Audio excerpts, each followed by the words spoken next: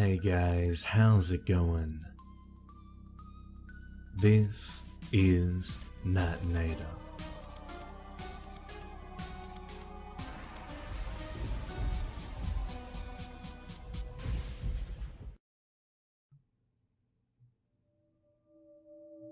The only thing this magician couldn't pull out of his hat was the money he needed to make his child support payment, and so, with a degree of reluctance, his venue of choice changed from making coins appear behind the ears of delighted children to making wallets and jewelry boxes disappear from homes in the middle of the night. With the skill that only a practiced magician could possess, he slipped into a life of crime, picking locks, disabling alarms, and moving silently, in complete control of his body. He knew he made an excellent thief, and soon his initial distaste turned into a lust for the excitement that breaking and entering provided.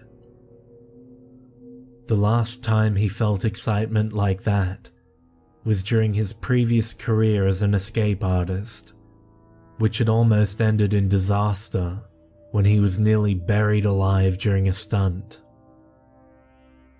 It was once again nearing the time of the month to make his child support payment for the daughter he didn't care to see, and so the thief began to scout around the small North Carolina town he was currently staying at. After some debate, he decided to rob a small place at the edge of town. The house was well isolated, behind a dense forest that the thief could use to mask his escape. The owner, a large older man, would be easy to avoid, and the thief foresaw few obstacles to his inevitable success. The man didn't seem to be married or have any family, which made the thief's only concern the various guests that the man sometimes brought to his house. After weeks of observation, he had seen the man return with a younger man and a girl. The thief had been concerned that they may be staying at the house, since he hadn't seen them leave, but after another week passed, he assumed they had left when he had been away from the house. The thief decided to make his move late one night, when he knew the man would be away. Likely visiting a strip club or a prostitute, he thought, with a degree in contempt.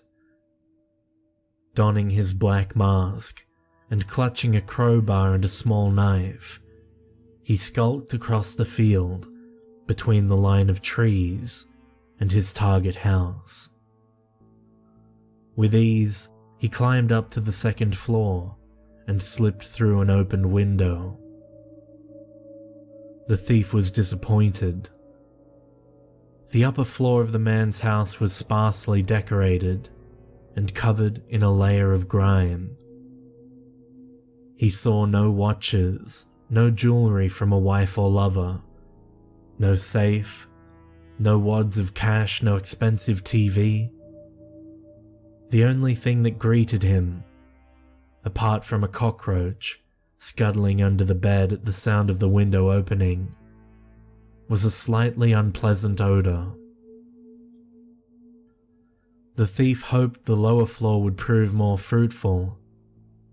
Carefully moving down the stairs, the thief kept an ear out, listening for any sign of the man's return. The ground floor proved to be as disappointing as the first. Little furniture, no TV, and once again, a layer of grime and a strange odor. The odor was very unpleasant, and at this point, the thief was left wondering how the man lived there. He was again disappointed, but was unwilling to give up on his escapade so soon. He decided to check the house for a basement hoping to make some money off this night.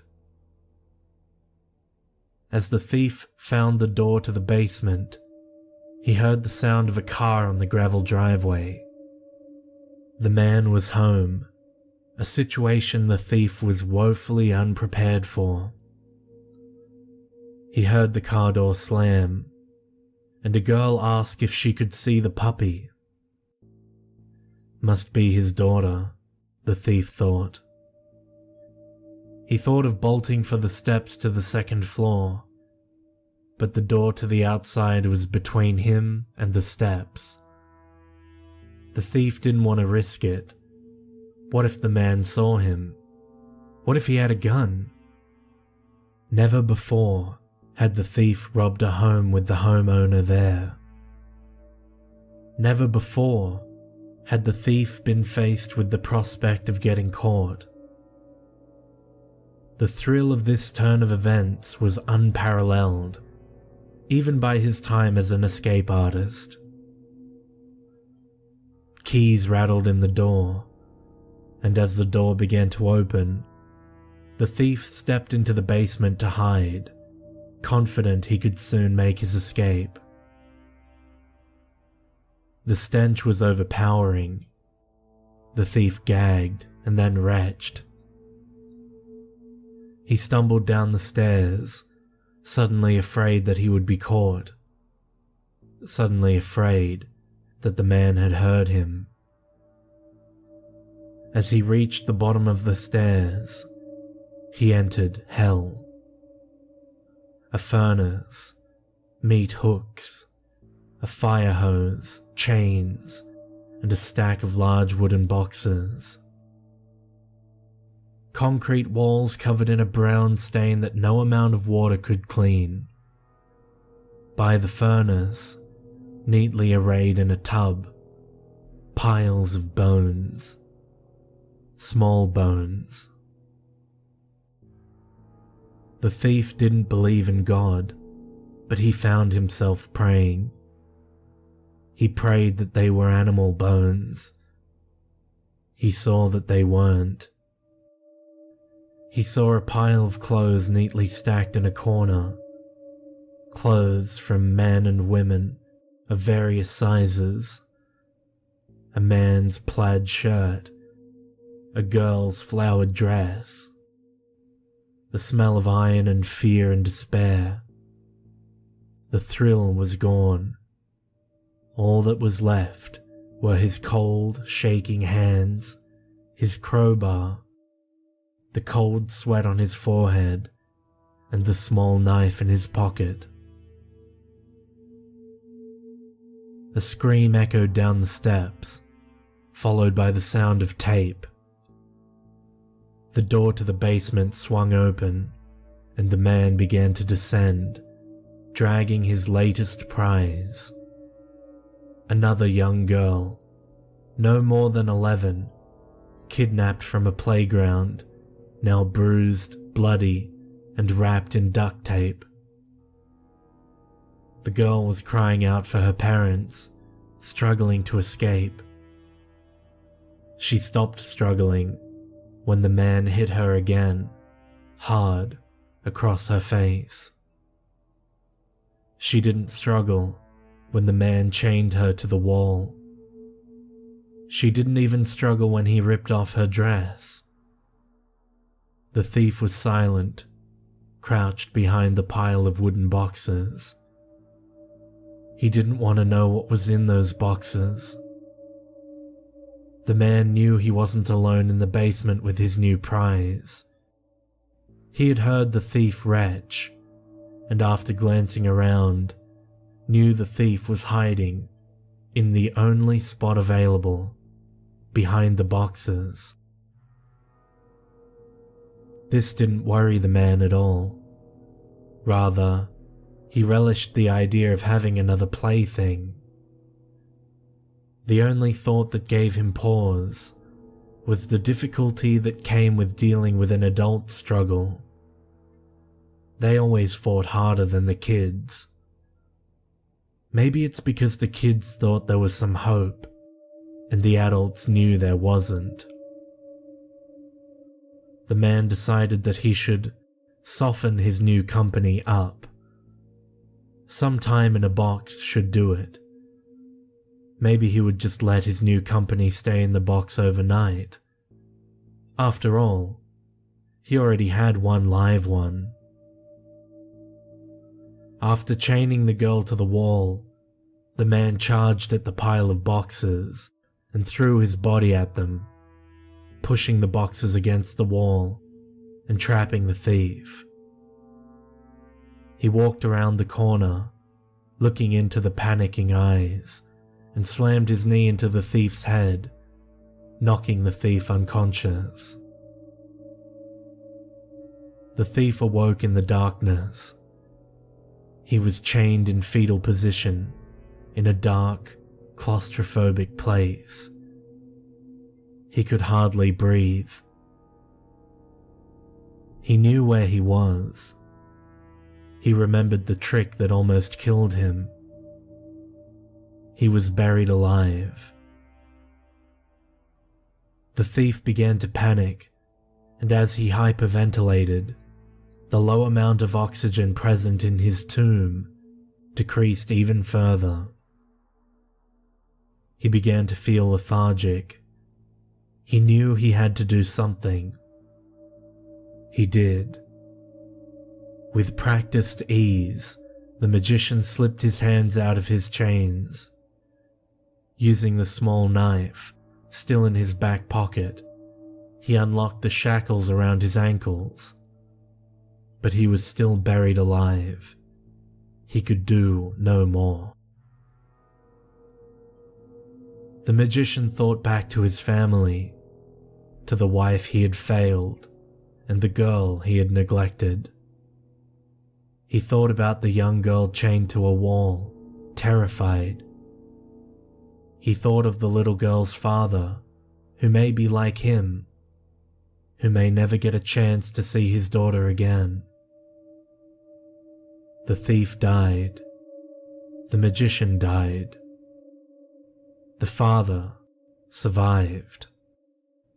Still crouched in the claustrophobic box, he braced his back against the top and began to push.